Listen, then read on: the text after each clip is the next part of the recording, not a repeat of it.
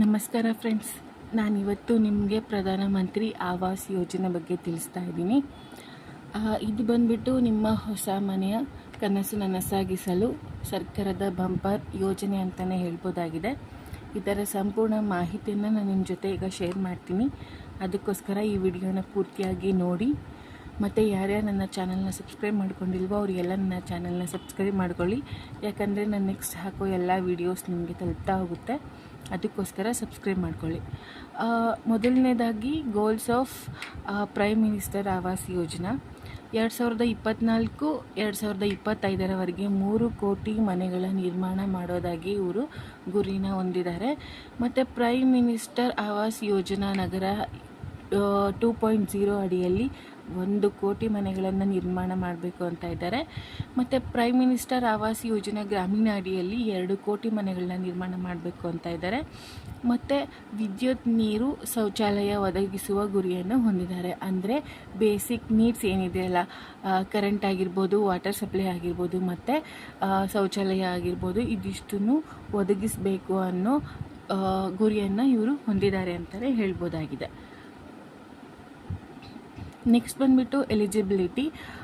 ಈ ಯೋಜನೆಗೆ ಯಾರ್ಯಾರು ಅಪ್ಲೈ ಮಾಡ್ಬೋದು ಅಂತ ನೋಡೋದಾದರೆ, EWS ವರ್ಗದವರು ಬಂದುಬಿಟ್ಟು annual income 3 up to 3 lakh, ಅಂದರೆ ಆ್ಯನ್ಯಲ್ ಇನ್ಕಮ್ ವರ್ಷದ ಆದಾಯ 3 ಲಕ್ಷದ ಒಳಗಡೆ ಯಾರ್ಯಾರಿಗೆ ಇದೆಯೋ ಆ EWS ವರ್ಗದ ಅಭ್ಯರ್ಥಿಗಳು ಈ ಯೋಜನೆಗೆ ಅರ್ಜಿಯನ್ನು ಸಲ್ಲಿಸ್ಬೋದಾಗಿದೆ.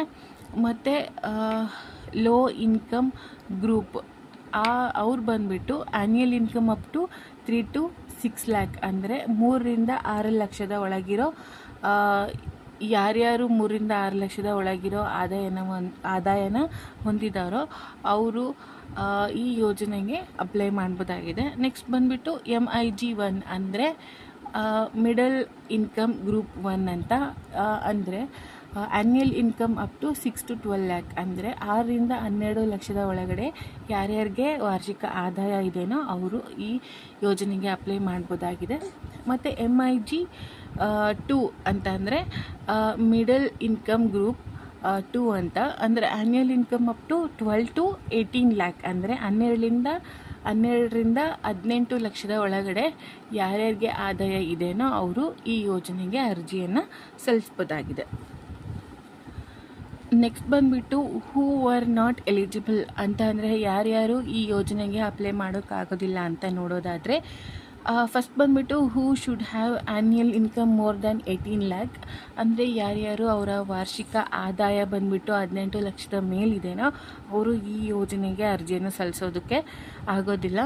ನೆಕ್ಸ್ಟ್ ಬಂದುಬಿಟ್ಟು who are already have house more than 21 square meters, ಅಂದರೆ ಯಾರ್ಯಾರು ಈಗಾಗಲೇ ಮನೆಯನ್ನು ಹೊಂದಿದಾರೋ, ಅಂದರೆ 21 ಚದುರ ಅಡಿಯ ಮನೆಯನ್ನು ಹೊಂದಿದಾರೋ ಅವರು ಈ ಯೋಜನೆಗೆ ಅರ್ಜಿಯನ್ನು ಸಲ್ಲಿಸೋದಕ್ಕೆ ಆಗೋದಿಲ್ಲ.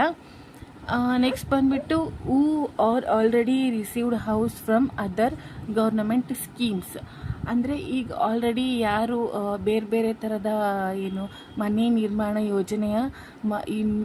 ನಿರ್ಮಾಣ ಯೋಜನೆಯಿಂದ ಅಥವಾ ಬೇರೆ ಬೇರೆ ಯೋಜನೆಗಳಿಂದ ಮನೆಯನ್ನು ಪಡ್ಕೊಂಡಿದ್ದಾರೋ, ಇಲ್ಲ ಮನೆ ಕಟ್ಟಿಸೋದಕ್ಕೆ ಹಣವನ್ನು ಪಡ್ಕೊಂಡಿದ್ದಾರೋ ಅವರು ಈ ಯೋಜನೆಗೆ ಅರ್ಜಿಯನ್ನು ಸಲ್ಲಿಸೋದಕ್ಕೆ ಬರೋದಿಲ್ಲ.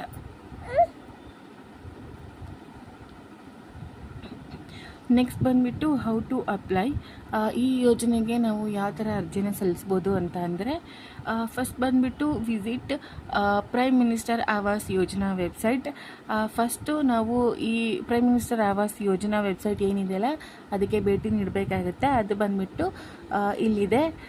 ನೆಕ್ಸ್ಟ್ ಬಂದುಬಿಟ್ಟು click on apply for PMAY-U 2.0 ಅಂತ ಇದೆ.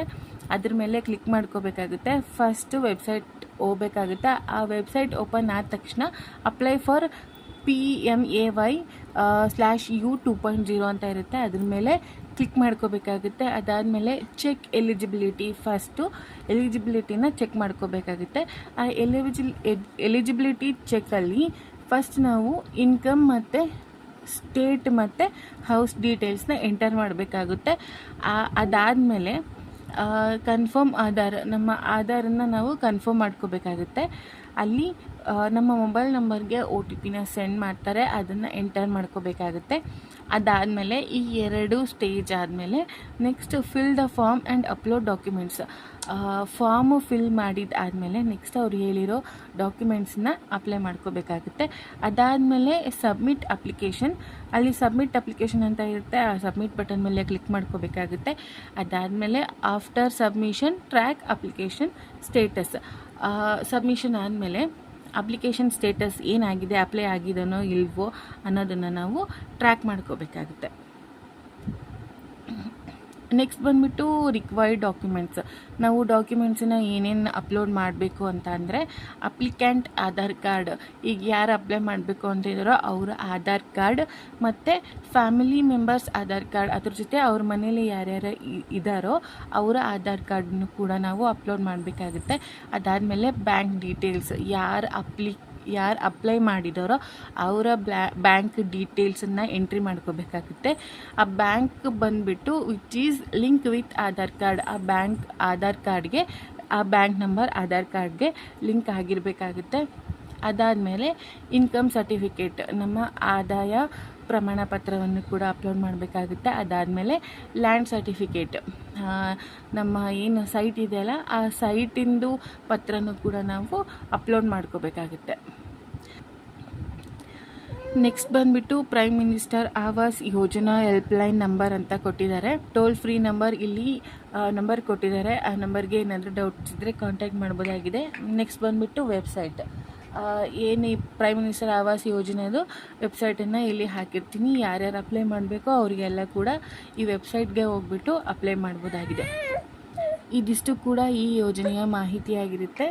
ನೆಕ್ಸ್ಟ್ ನಾನು ನಿಮಗೆ ಇನ್ನೊಂದು ಯೋಜನೆ ಆಗಿರ್ಬೋದು, ಸರ್ಕಾರಿ ಹುದ್ದೆ ಆಗಿರ್ಬೋದು, ಅಥವಾ ಬೇರೆ ಬೇರೆ ಥರ ಗೌರ್ಮೆಂಟ್ ಸರ್ಕಾರಿಗೆ ಸಂಬಂಧಪಟ್ಟ ವೀಡಿಯೋಸ್ನ ನಿಮ್ಮ ಜೊತೆ ಶೇರ್ ಮಾಡ್ತೀನಿ. Thank you friends.